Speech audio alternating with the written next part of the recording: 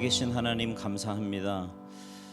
주님과 약속된 귀한 이 시간을 사모하며 주님 전에 모이게 하시고 주님의 이름을 부르며 찬양하며 하나님의 은혜 가운데 거하게 하시니 진심으로 감사를 드립니다.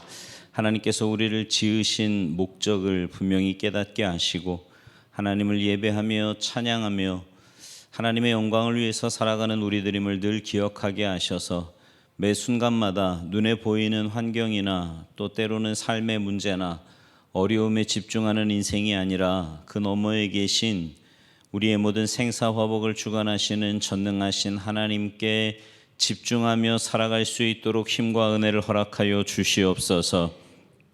여러 가지 기도의 제목들을 가지고 주님 앞에 나왔습니다.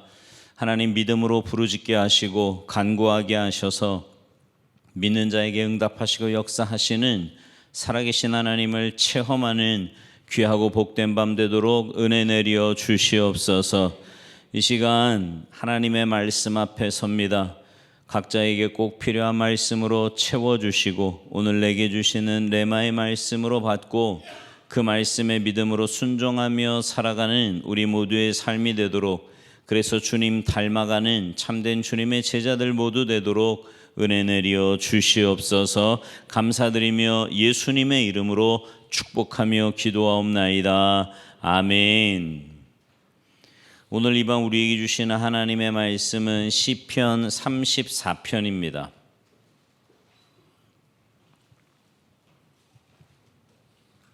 시편 34편 1절에서 10절까지 제가 한 절, 여러분이 한 절, 우리 한 절씩 교독하시겠습니다.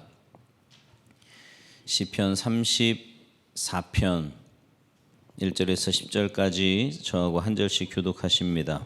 내가 여호와를 항상 송축하며 내 입술로 항상 주를 찬양하리이다. 내 영혼이 여호와를 자랑하리니 권고한 자들이 이를 듣고 기뻐하리로다. 나와 함께 여호와를 광대하시다 하며 함께 그의 이름을 높이세. 내가 여호와께 간구하매 내게 응답하시고 내 모든 두려움에서 나를 건지셨도다. 그들이 주를 앙망하고 광채를 내었으니 그들의 얼굴은 부끄럽지 아니하리로다. 이 곤고한 자가 부르짖음에 여호와께서 들으시고 그의 모든 환난에서 구원하셨도다. 여호와의 천사가 주를 경외하는 자를 둘러 진치고 그들을 건지시는도다. 너희는 여호와의 선하심을 맛보아 알지어다. 그에게 피하는 자는 복이 있도다. 너희 성도들아 여호와를 경외하라. 그를 경외하는 자에게는 부족함이 없도다. 젊은 사자는 궁핍하여 줄일지라도 여호와를 찾는 자는 모든 좋은 것에 부족함이 없으리로다. 아멘. 할렐루야. 오늘 이 밤에 하나님의 은혜를 사모하여 주님 전에 모이신 여러분 모두에게 하나님의 크신 은혜와 사랑과 축복이 함께 하시기를 주님의 이름으로 축원합니다. 옆에 있는 분들 앞뒤 분들과 인사하시겠습니다. 참 잘 오셨습니다. 영혼을 구원하고 열방을 회복합시다. 인사하세요.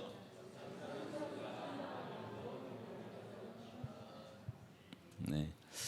금요일 저녁은 기도하기 위해서 모인 시간입니다. 여러분 말씀을 듣고요, 그 말씀을 붙잡고 또 이제 기도 제목들을 이렇게 쭉 드리잖아요.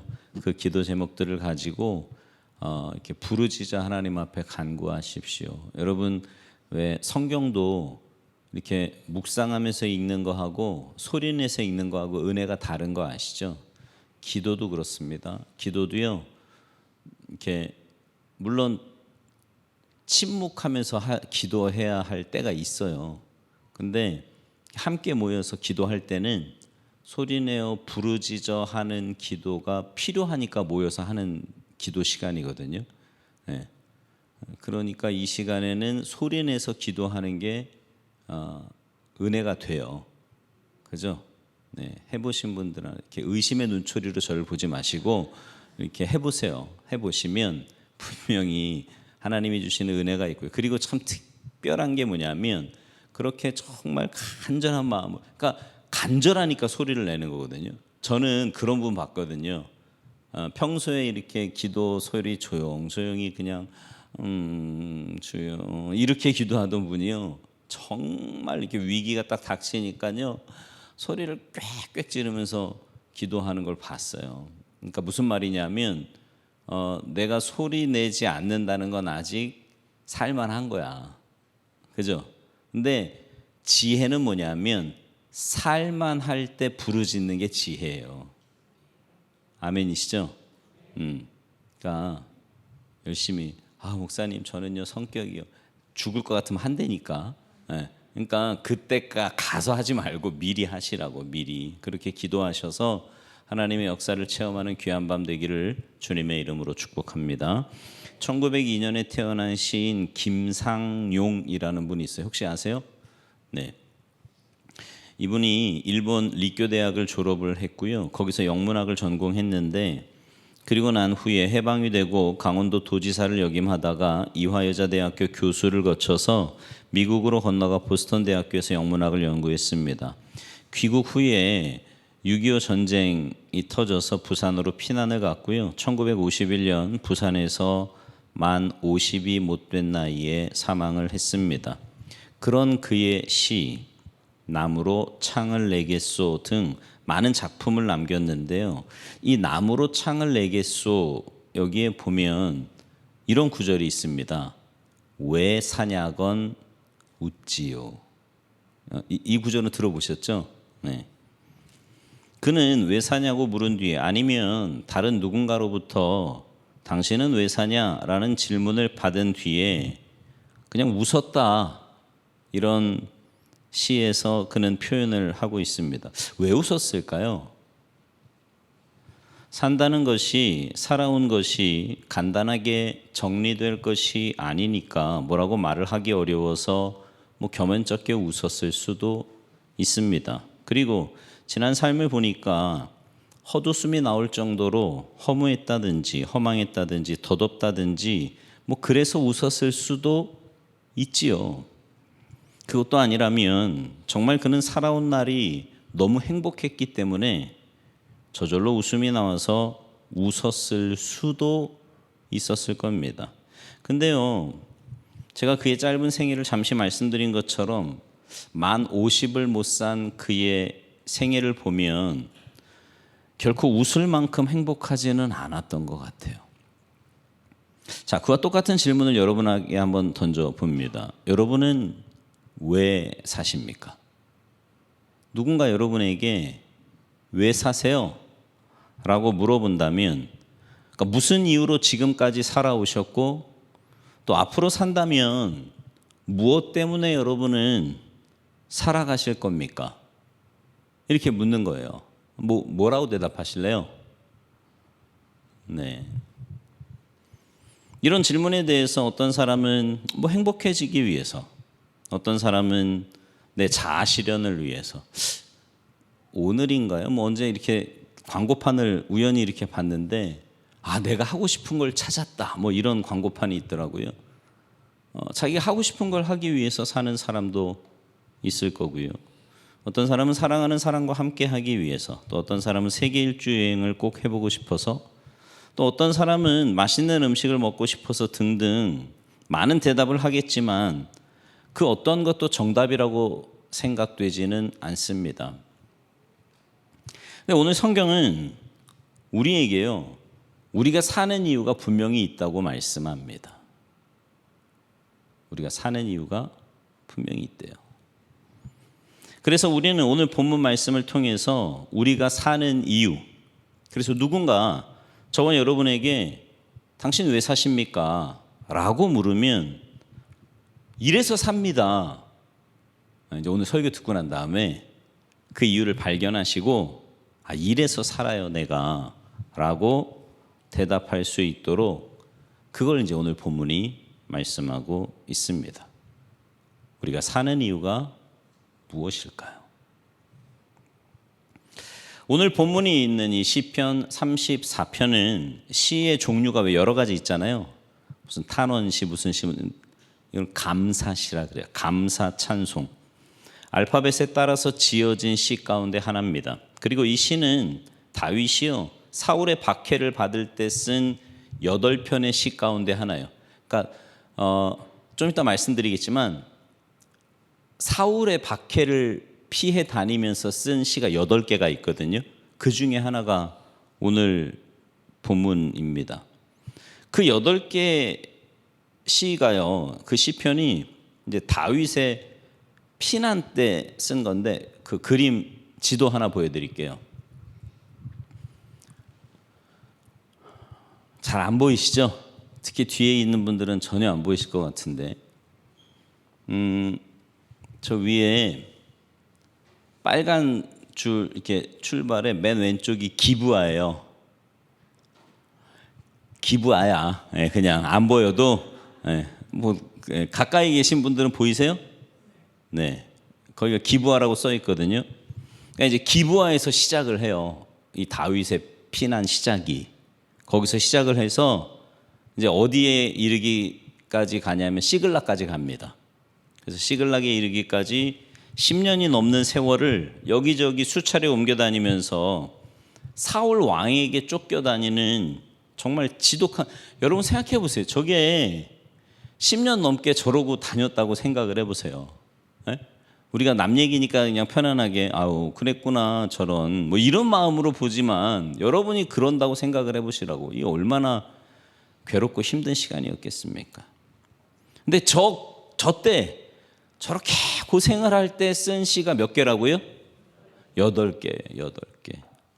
근데 그 시를 이제 시간 순으로 나열을 이렇게 쭉 하면 제일 첫 번째 쓴 시가 시편 7편입니다. 우리가 이미 봤어요. 시편 7편이고요. 그 다음이 59편, 56편, 34편, 오늘 본문이죠. 52편, 57편, 142편, 54편, 이 순서예요. 총 8개가. 그 중에서 오늘 본문은 다윗이 노베 제사장 아히멜렉에게로 갔다가 다시 블레셋의 가드라는 곳으로 갑니다. 근데 거기서 엄청난 위기를 만났고 그 위기를 벗어난 뒤에 지은 시가 오늘 본문 시편 34편이에요. 그 상황을 좀 더 자세하게 말씀드리면, 도피 시절 초창기에 사울에게 쫓기던 다윗이 사울에게서 피해 다니는데 더 이상 국내에만 머물 수는 없는 거예요. 여기서는 뭐 국내에 있다, 이스라엘이 쬐만 하거든요. 그렇게 큰 나라가 아니잖아요. 그러니까 이스라엘에 있다가는 잡힐 것 같은 거라. 그래서 어쩔 수 없이 국경을 넘어서 적대 국가인 블레셋 지역으로 가게 됩니다. 근데 거기서 블레셋도 5국가 연합이거든요. 아시죠? 몇 번 말씀드린 것 같은데 5국가 연합이에요. 근데 그 중에 하나가 가드라는 지역입니다. 가드. 위치상으로 이스라엘과 가까운 도시였기 때문에 거기로 간 이유도 뭐 있을 수 있겠지만, 다윗이 왜 가드로 갔는지는 성경에서 구체적으로 말씀하고 있지 않기 때문에 사실 잘 몰라요. 그 정확한 이유는. 근데 그렇게 망명한 다윗에 대해서 가드의 왕이었던 아기스의 신하들이, 아니 이 사람이 이스라엘 왕 아닙니까? 이렇게 말하는 장면이 나와요. 이스라엘의 현재 왕은 사울이라든지 그 사울의 사위라든지, 뭐 아니면 이스라엘의 청년 장군이라든지, 아니면 우리의 위대한 장군 골리앗을 죽인 우리의 원수라든지, 뭐 이런 표현을 써야 맞을 것 같은데 아예 대놓고 이스라엘의 왕 아닙니까? 라고 아기스의 신하들이 그렇게 표현을 했다는 겁니다. 그러니까 블레셋 측에서 볼 때는 지금 왕으로 있는 사울보다도 더 견제하고 조심해야 될 인물이 바로 지금 왕 앞에 있는 이 다윗이라는 사람이에요 라고 표현을 했다는 거죠.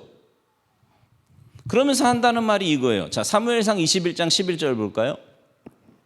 같이 읽습니다. 시작. 아기스의 신하들이 아기스에게 말하되 이는 그 땅의 왕 다윗이 아니니까 무리가 춤추며 이 사람의 일을 노래하여 이르되 사울이 죽인 자는 천천히요 다윗은 만만이로다 하지 아니하였나이까 한지라. 그러니까 자, 지금 한번 상상을 좀 해봅시다. 무슨 상황이 벌어지고 있는 거냐면, 가드 왕 아기스에게 피신하려고 했는데 이 블레셋 측에서 볼 때는 이스라엘의 차기 지도자 다윗이 블레셋으로 투항해서 귀순한 것이 분명 다른 의도가 있는 것처럼 보이니까 이거 조심해야 합니다. 그러면서 지금 블레셋 측에서 초긴장을 하고 있는 그런 상황이 지금 다윗 앞에 펼쳐진 거예요. 그러니까 자기는 지금 목숨을 구걸하기 위해서 블레셋으로 넘어갔는데 오히려 자기 때문에 막 난리가 난 거예요. 긴장하는 상황이 벌어진 거죠. 그러자 이제 다윗이 한 행동이 나와요. 그 뒤에 12절 13절 말씀인데 같이 읽어요. 시작. 다윗이 이 말을 그의 마음에 두고 가드 왕 아기스를 심히 두려워하여 그들 앞에서 그의 행동을 변하여 미친 채하고 대문짝에 그적거리며 침을 수염에 흘리매. 지금 안전하리라고 믿고 나를 좀 도와달라고, 나를 좀 피하게 해달라고 하면서 아기스 왕에게 갔는데, 정작 아기스 왕과 그 신하들은 다윗을 극도로 견제하면서 그 상황에서 긴장감이 막 일고 있는 그런 상황이 된 거예요. 근데 그런 상황에서 다윗이, 아까 그 말씀 잠깐만 다시 띄워봐 줄래요? 12절 13절. 저는 저 말씀을 읽으면서 어떤 말씀이 눈에 확 들어왔냐면, 그들 앞에서 그의 행동을 어떻게 했대요? 변하여 미친 채 한 거예요. 변하여 미친 채 하고 그냥 대문짝에다가 손톱을 벅벅 긁으면서 침을 이렇게 질질질 막 흘리고 막 이런 거지. 이제 다윗이 상상이 되세요? 저를 그렇게 신기한 눈으로 보지 마시고 상상을 좀 해보라고. 다윗이 지금 하고 있는 이 짓을. 이 모습을 본 아기스 왕이요, 신하들의 말에 저 이스라엘 왕 아닙니까?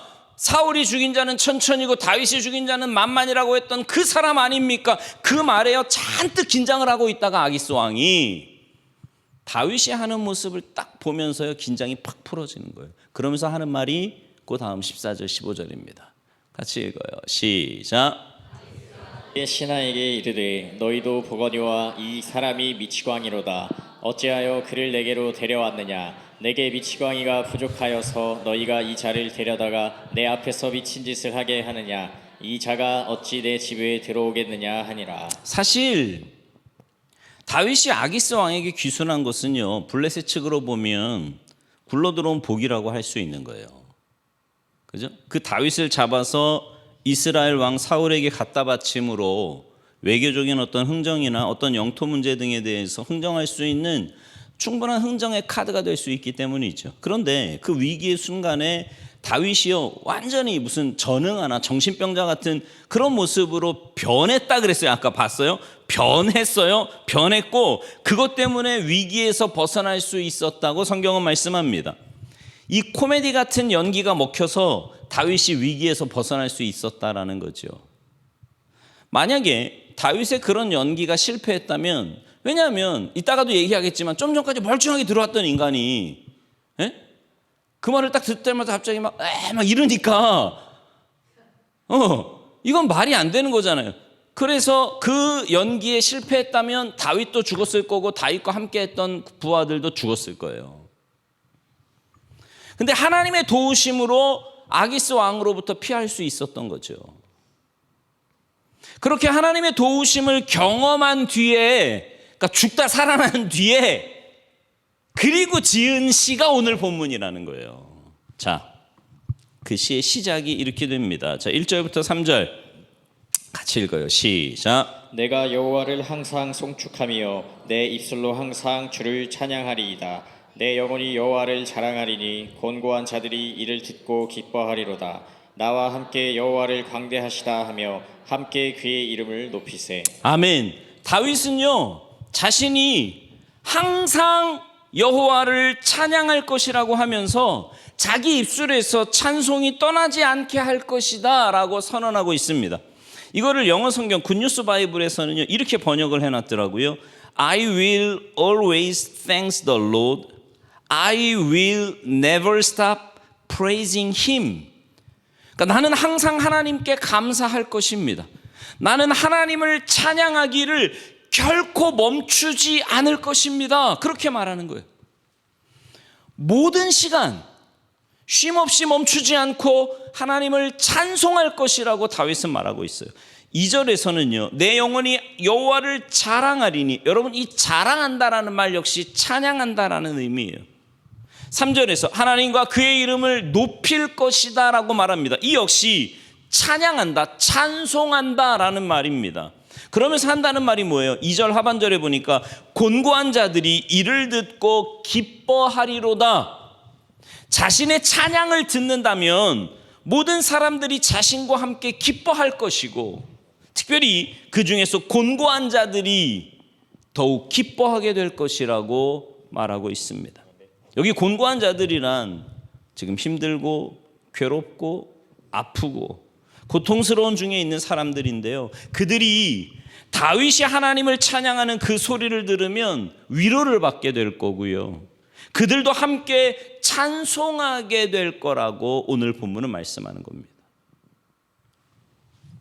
그러면서 이어서 다윗은 구체적으로 그러면 내가 하나님의 어떤 부분을 찬송할 것인가를 이야기하는데요, 2절을 굿뉴스 바이블은 이렇게 말해요. 나는 하나님께서 행하신 일들로 인하여 하나님을 찬양할 겁니다.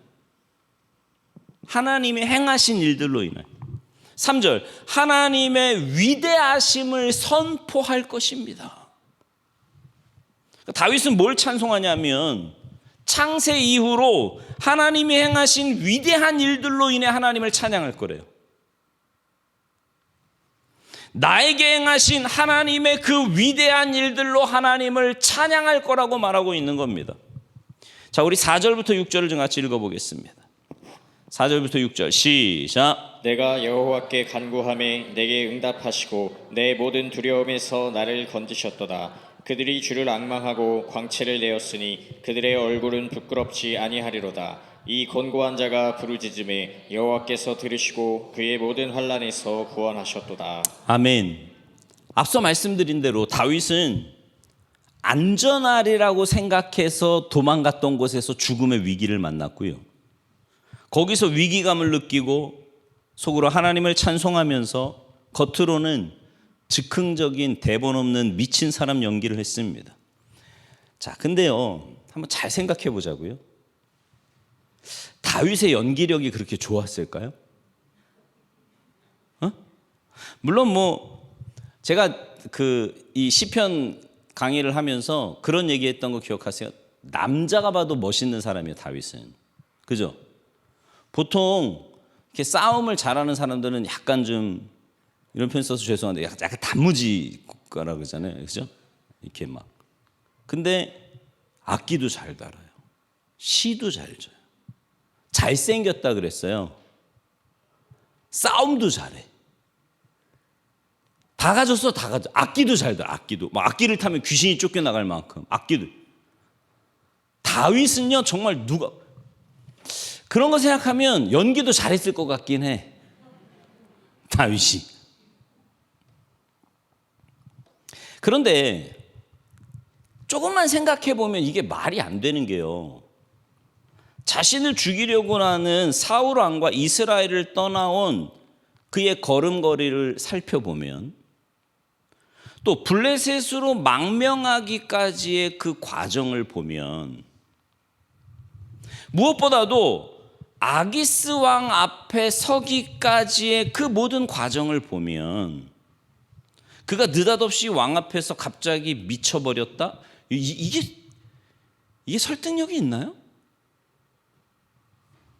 누구도 믿을 수 없는, 받아들일 수 없는, 조금만 머리를 쓴다면, 이렇게 조금만 이렇게 생각을 깊게 해본다면, 저거 죽지 않으려고 미친 척 하는 거 아니야? 라고 생각해 볼 수 있는 상황이라는 거죠. 얼마든지. 결국 무슨 말이냐면, 하나님은 그 위기의 순간에 다윗의 기도, 그래서 말도 안 되는 상황에서 말이 되게 만드는 역사를 이룬 것이 다윗이 그 자리에서 경험한 거예요. 그러니까 이건 다윗이 연기를 잘해서 벗어난 게 아니라 하나님의 은혜로 벗어난 거예요. 근데 그걸 안 거지, 다윗이. 내가 봐도, 아니 누가 봐도 이거 말도 안 되는 이 기가 막힌 상황 속에서 하나님이 말이 되게 만드셨다는 거예요.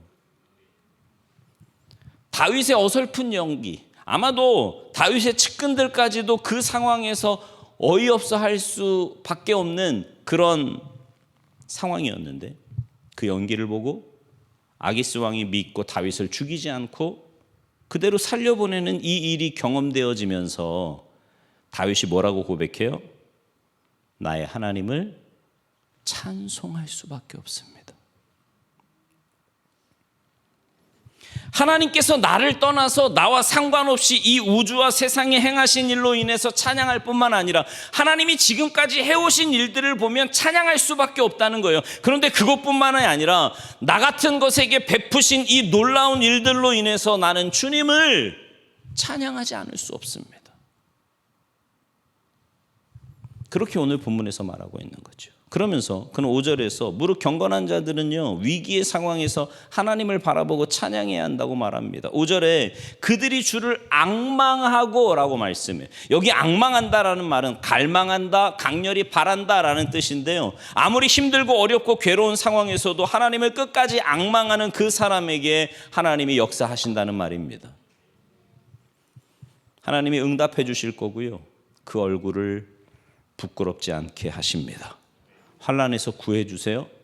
천사들을 보내어 하나님께서 그들을 건지게 하는 분이라고. 그래서 내가 그런 하나님을 경험했기 때문에 여러분들도 그 하나님을 바라보라고 오늘 본문은 말씀하고 있는 겁니다. 그러면서 다윗은 계속해서 자기가 하나님을 경험하고 하나님을 찬송할 것이라고 말하면서 찬송하는 자들에게 어떤 복이 임하는지를 오늘 본문 하반절에서 계속 설명하고 있어요. 찬송하는 자에게 임하는 복. 찬송하는 자들에게는 어떤 일이 일어나는가? 이제 그게 7절에서 10절에 나와 있는데 우리 7절부터 10절을 저하고 한 절씩 교독하십시다. 7절부터 10절이에요. 여호와의 천사가 주를 경외하는 자를 둘러 진치고 그들을 건지시는도다. 너희는 여호와의 선하심을 맛보아 알지어다. 그에게 피하는 자는 복이 있도다. 너희 성도들아 여호와를 경외하라. 그를 경외하는 자에게는 부족함이 없도다. 젊은 사자는 궁핍하여 줄일지라도 여호와를 찾는 자는 모든 좋은 것에 부족함이 없으리로다. 아멘. 하나님을 곤고하고 힘든 가운데서도 앙망하며 찬송하는 자들. 그러니까 여러분 보세요. 다윗은 지금 하나님을 찬송할 만한 상황이 아니에요. 계속해서 도망 다니고 피해 다니고 죽을 고비를 넘겼어요. 지금도 내 기억나는 강의가 하나 있는데 어떤 분이 그런 얘기 하더라고요. 이제 두려움에 대해, 공포에 대해서 설명을 하던 어떤 교수님이 이런 얘기 하시더라고요. 사람이요, 어떤 일을 딱 만날 때도 두려움을 갖지만 죽음의 순간을 딱 넘고 난 다음에 그 상황이 생각이 나서 두려움이 오는 경우도 되게 많대요. 근데 내가 볼 때 지금 다윗의 상황은 딱 그 상황이에요. 아기스 왕 앞에서 죽을 수 있는 상황이었다고. 미친 척 해가지고 살아났단 말이에요. 조금만 생각해 보면 그 자리가 굉장히 두려움의 자리가 될 수 있는 그런 순간이거든요. 근데 그런 순간에도 다윗은 하나님을 바라보고 찬양했어요. 찬양했더니 그렇게 찬양하는 자들에게 어떤 복이 주어지는가? 첫 번째는 하나님이 보호하십니다. 하나님이 천사들을 보내서 지켜주신다는 거예요. 하나님을 찬양하면 하나님이 보호하신다. 시작. 아프리카 선교 초창기에요, 한 영국 선교사님이 아프리카 내륙의 심장 부분으로 깊이 들어갔다가 식인 부족을 만났습니다. 식인 부족들이요, 처음 보는 이 하얀, 그러니까 백인이죠. 백인을 보니까 얼마나 흥분이 됐겠어요. 그죠? 맨날 검은 것만 보다가 흰 걸 잡아먹을 생각에 막 흥분해가지고 막 달려드는 거예요. 근데 죽이려고 달려들다가 갑자기요, 이 식인 부족들이 어느 순간 뒤로 홀라당 낮아빠지면서 뒷걸음질을 치고 도망을 가더라는 거죠. 선교사는 그게 무슨 일인지 몰랐습니다. 근데 그분이 이제 한참 시간이 지나면서 그들과 이렇게 말도 통하게 되고 복음도 전하게 되고 그렇게 소통이 될 때 그들에게 이런 질문을 합니다. 왜 저를 처음 볼 때 당신들은 그렇게 놀라서 뒤로 자빠졌습니까? 그랬더니 그 식인 부족들이 이렇게 대답을 하는 거예요. 처음 당신을 볼 때 당신은 혼자였습니다. 근데 우리가 당신을 죽이려고 가는 순간에 당신을 둘러 진치고 있는 너무너무 이상하고 빛이 휘황찬란한 이상한 군대를 보고 우리가 놀라서 도망갈 수밖에 없었습니다. 그러니까 뭐라고 말하는 거냐면 절체절명의 위기의 순간에 하나님을 바라보며 앙망하는 자들에게, 하나님을 찬송하는 자들에게 여호와 하나님의 보호하심의 은혜가 이렇게 놀랍게 임한다는 말씀입니다. 두려움의 순간에 자꾸 문제를 보지 마시고요, 하나님을 찬송하시기 바랍니다. 하나님이 지키시는 거예요. 살면서 두려움의 순간이 얼마나 많아요.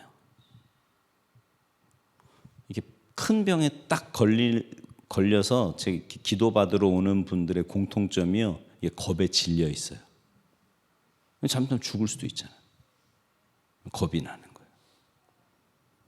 뭐 그 경제적인 문제도 마찬가지고요, 사람과의 관계에서도 마찬가지. 내가 감당할 수 없는 큰 문제를 만나면 사람은 두려움에 빠지게 되어 있어요. 근데 그 두려움에 빠질 때 우리가 할 수 있는 건 뭐냐면 하나님을 찬양하는 거예요. 아니 목사님 지금 두려워 죽겠는데 어떻게 찬양이 나와요? 그래서 평소에 찬양을 많이 하셔야 돼요. 내가 그런 비유 썼잖아요.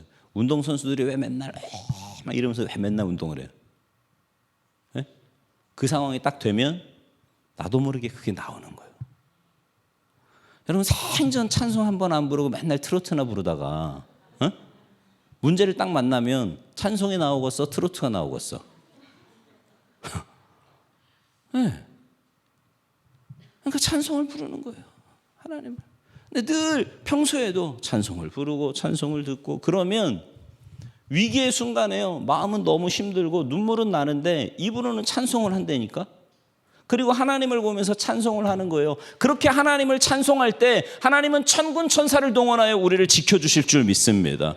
자녀니까. 하나님의 자녀된 우리가 죽겠다는데 하나님이 나 몰라라 하시겠냐고. 아니라니까요. 찬송하는 거예요. 찬송하는 거예요. 힘드십니까? 여러분 찬송하시기 바랍니다.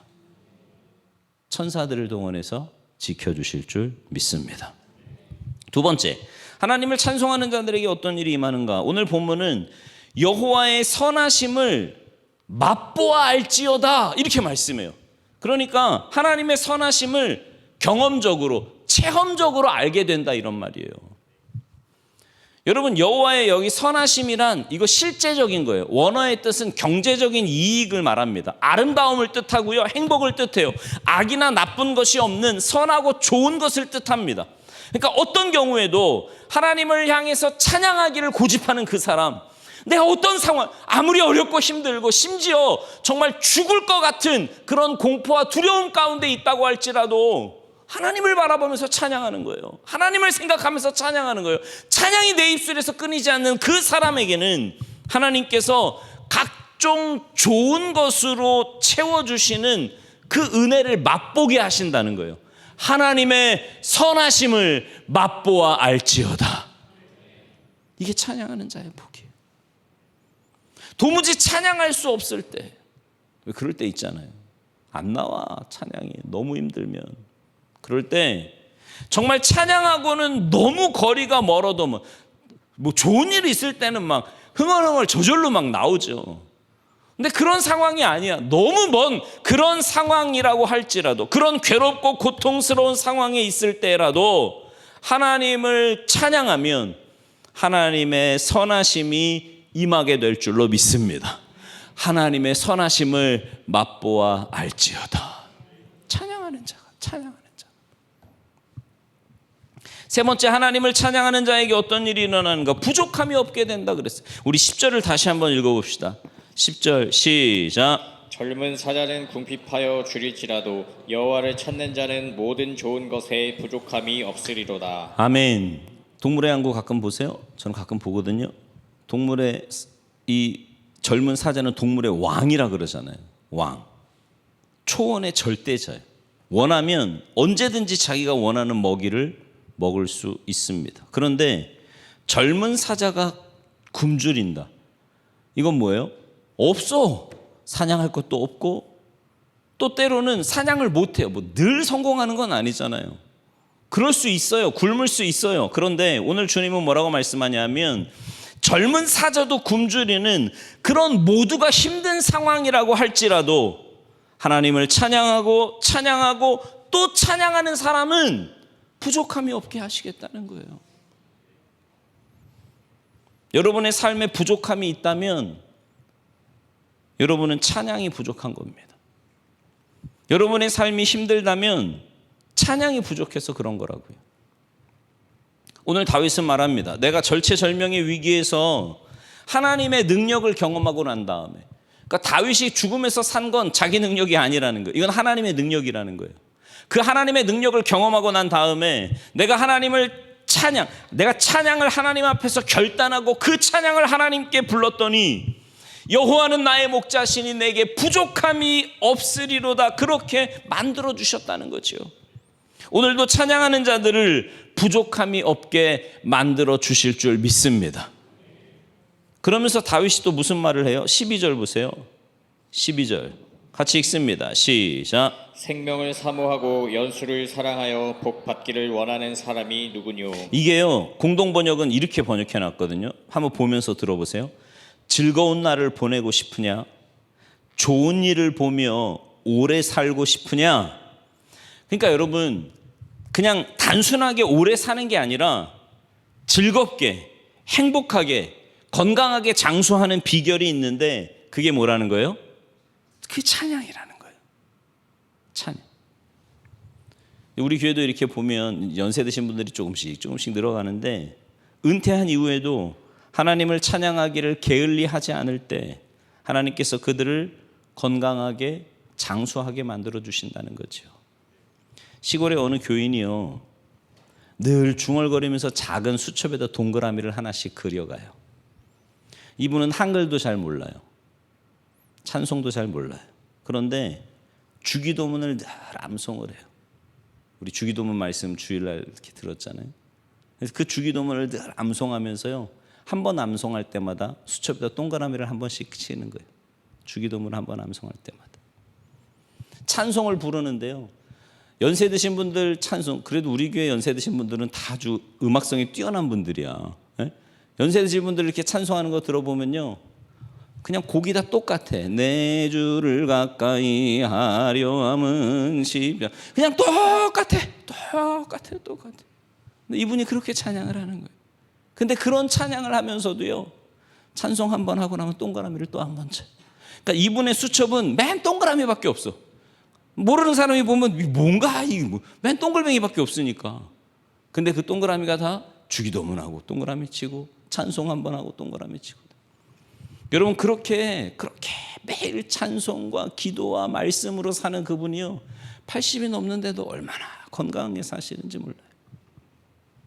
오늘 본문이 뭐라고 말씀해요? 그렇게 주야로 내가 의식적이든 무의식적이든 자든지 깨어있든지 하나님을 찬송하고 또 찬송하고 또 찬송하는 사람에게 하나님은 건강의 복을, 장수의 복을 허락해 주신다라는 거지요. 여러분, 목이 쉬도록 찬송해 보셨습니까? 여러분, 꿈에서 찬송해 보셨나요? 네? 사람이요, 너무 신경을 쓰면요, 꿈에서 이렇게 입으로 나와. 아시죠? 네. 제가 미국에 처음 갔을 때요, 영어에 너무 스트레스를 받아가지고 막 미치겠더라고요. 오늘 집사님이 막 깨워. 영어 하대, 영어. 꿈에서 막. 너무 스트레스가 되니까 막. 네. 사람이요, 계속 묵상하고 생각하면요, 꿈에서도 입으로 나온다니까. 그렇게 해보셨냐고. 꿈에서 찬송해 보셨어요? 네? 한번 생각해봐. 난 꿈에서 찬송해 본 적 있나? 여러분, 입에 침이 마르도록 찬송해 보셨습니까? 하나님 앞에 찬송하는 것 없고 하나님 앞에 드리는 것 없고 맨날 달라고만 하는 이런 표현 써서 죄송하죠. 염치 없는 신앙생활을 한 건 아닙니까? 오늘 다윗이 말해요. 내가 하나님 앞에서 찬송하기를 쉬지 않겠다. 찬송하기를 쉬지 않겠다. 안타까운 것은요, 저 우리 교회 찬양대 진짜 좋아하거든요. 할렐루야 찬양대 주일날. 근데 가끔 보면 이렇게 종종 빈자리가 보일 때가 있어요. 근데 그게 안타까운 이유가 뭔지 아세요? 찬양대가 빈자리가 있어서 안타까운 게 아니에요. 찬양하지 않으면 찬양하지 않는 성도가 복을 잃어버리기 때문에 그런 겁니다. 찬양하지 않으면 건강과 장수를 잃어요. 찬양하지 않으면 하나님께 받을 복을 잃는다고요. 그게 안타까운 거예요. 그게. 여러분, 정말 하나님은 오늘 다윗을 통해 뭐라고 말합니까? 누가 건강해요? 누가 행복합니까? 누가 장수합니까? 늘 하나님 앞에 찬양하는 그 사람이 그런 복을 누리며 산다는 겁니다. 그래서 오늘 다윗은 이렇게 말해요. 16절 17절 보세요. 16절 17절 시작. 여호와의 얼굴은 악을 행하는 자를 향하사 그들의 자치를 땅에서 끊으려 하시는도다. 의인이 부르짖음에 여호와께서 들으시고 그들의 모든 환난에서 건지셨도다. 아멘. 참 힘들고 어렵지만 목에서 괴로움이 고통이 꺽꺽 올라오지만 그럼에도 불구하고 여호와를 찬양하는 사람, 찬양하라 내 영혼아, 찬양하라 내 영혼아, 내 속에 있는 것들아 다 찬양하라. 하나님, 내가 지금 너무 힘들고 괴롭습니다. 아파요. 견딜 수 없습니다. 그래도 찬양하라. 찬양하라. 찬양하라 내 영혼아. 그런 자들에게 하나님이 은혜를 베푸시고 긍휼을 베푸신다고 말씀하고 있는 거예요. 18절부터 20절은 또 뭐라고 말씀합니까? 같이 읽어봅시다. 18절에서 20절 시작. 여호와는 마음이 상한 자를 가까이 하시고 중심으로 통회하는 자를 구원하시는도다. 의인은 고난이 많으나 여호와께서 그의 모든 고난에서 건지시는도다. 그의 모든 뼈를 보호하시며 그 중에서 하나도 꺾이지 아니하도다. 아멘. 하나님은 찬양하는 사람들을 그의 모든 삶에서 고난에서 건져주시고 마음도 상하지 않고 육신도 상하지 않게 지켜주신다고 오늘 본문은 말씀하는 거예요. 여러분, 제가 오늘 설교를 시작하면서 사는 이유가 뭐냐고 여러분께 물어봤어요. 누군가 여러분에게 왜 사냐고 물으면 여러분은 뭐라고 대답하실 거냐고 제가 질문했습니다. 오늘 본문은 우리에게 뭐라고 말합니까? 왜 사냐고 물으면 우리는 뭐라고 대답해야 돼요? 찬양하기 위해서 사는 거예요. 아멘입니까? 아멘이 잘 안 되는 분들이 몇 분 있는 것 같아요. 여러분, 우리의 삶의 목적은요, 하나님을 찬양하기 위해서입니다. 내 입술로 하나님을 찬양하고 내 삶으로 하나님을 찬양하기 위해서, 도무지 찬양할 수 없는 그 고통의 순간에 정말 눈물이 절로 나오고 한숨이 저절로 터져 나오는, 내 몸과 살이 터지는 것 같은 그런 지독한 고통 속에서도 찬양하는 거예요. 찬양하라 내 영혼아, 찬양하라 내 영혼아, 내 속에 있는 것들아 다 찬양하라. 내가 숨쉬는 이유가 하나님을 찬양하기 위함입니다. 오늘 내가 살아있는 이유가 하나님을 찬양하기 위함입니다. 나에게 내일이 주어진다면 나는 하나님을 찬양할 것입니다. 내가 죽는 순간이 온다면 그 순간에도 살려달라고 말하지 않고 할렐루야 하나님을 찬양할 것입니다. 나는 찬양하기 위해서 삽니다. 그 고백이 여러분의 고백이 되기를 간절히 바랍니다. 여러분, 이사야 43장 21절 우리 잘 알잖아요. 이 백성은 내가 나를 위하여 지었나니 뭐 하기 위해서래요? 나를 찬송하게 하기 위함이라. 우리 주님이 말씀하셨으니 여러분, 지은 목적대로 살아야 돼요. 하나님이 우리를 지으신 목적이 하나님 찬송하게 하기 위해서래요. 내 호흡이 다하는 그 순간까지 하나님만 찬양하며 살게 하옵소서. 여러분의 고통과 아픔과 슬픔, 아무도 여러분의 고통과 아픔과 슬픔을 이해할 수 없겠지만 그것조차도 찬양으로 바꾸어 보십시오. 여러분의 힘들고 어려운 현실, 그것조차도 찬양으로 바꾸어 보시라고요. 그럴 때 찬양이 여러분에게 얼마나 놀라운 일을 가져오는지, 찬양이 여러분의 삶에 얼마나 엄청난 일을 벌이는지, 오늘 다윗이 그걸 말하고 있지 않습니까? 내가 죽음의 순간에 하나님을 찬양했더니 주께서 이렇게 놀라운 일을 만들어 주셨으므로 I will never stop praising him. 나는 하나님을 찬양하는 일을 절대로 멈추지 않을 것입니다. 그렇게 말하는 그 고백이 여러분의 고백이 되시기 바랍니다. 여러분, 우리 주님 앞에 서는 그날까지 찬양 멈추지 맙시다. 여러분의 찬양을 부르세요. 여러분의 노래를 부르시라고. 찬양, 찬양. 그래서 꿈에서도 하나님을 찬양하며 여호와를 높여 찬양하는 가운데 찬양이 불러오는 그 기적, 찬양이 불러오는 그 부흥, 찬양이 불러오는 그 창대케 하심을, 찬양이 불러오는 그 위대한 하나님의 역사를 경험하며 살아가는 여러분 모두가 되시기를 주님의 이름으로 축원합니다.